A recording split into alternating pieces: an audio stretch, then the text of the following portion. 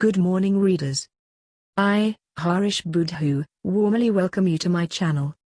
Learn as much as possible from my handwritten articles. Open Letter to the Prime Minister.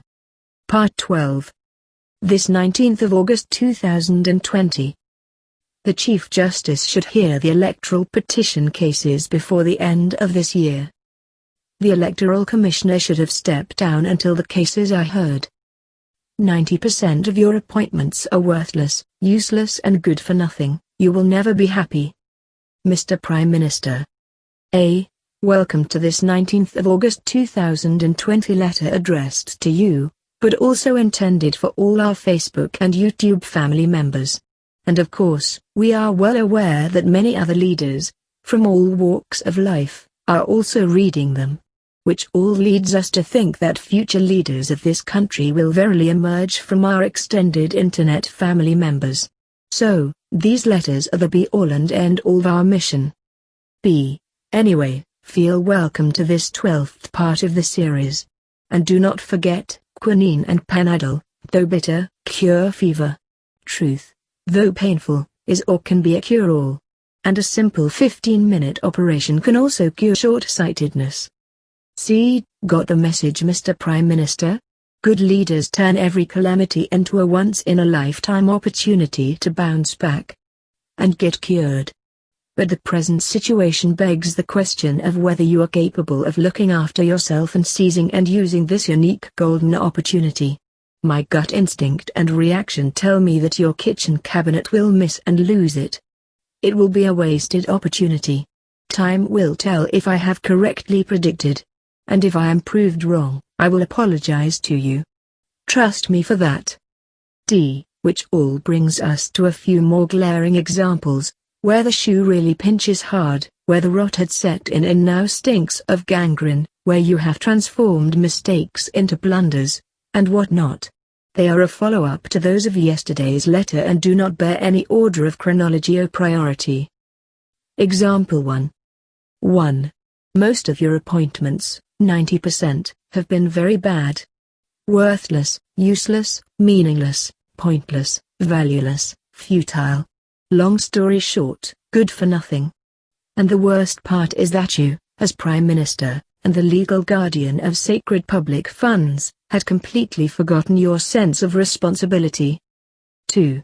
Many appointees are insignificant, inutile and despicable in public eyes.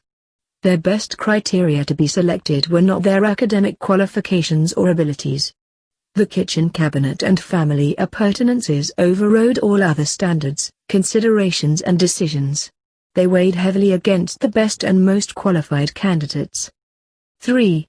And little wonder, they are a curse, a burden, a calamity, a misfortune, a plague, a malediction, nay, the evil eye, to the nation. Born but to suck up sacred taxpayers' money. All said, listen Mr. Prime Minister. That money is more divine, blessed and holy than any god or religion. You will have to pay here, you will never be happy in life. Which all begs the question, are you at peace with yourself when you go to sleep or when you wake up? 4. We are in the last weeks of the November 2019 elections.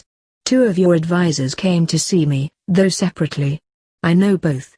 One was a tick of Navin Ramgoolam. Both came in police cars, limousines. They showed me their appointment letters, signed by the Secretary to Cabinet. 5. Both campaigned for you in those cars. How many of their likes have you recruited? On what criteria? One reported that he had never met you in 2 years. There are many who have never ever met you or advised you since the last 9 months. Some are operating for the kitchen cabinet, behind your back.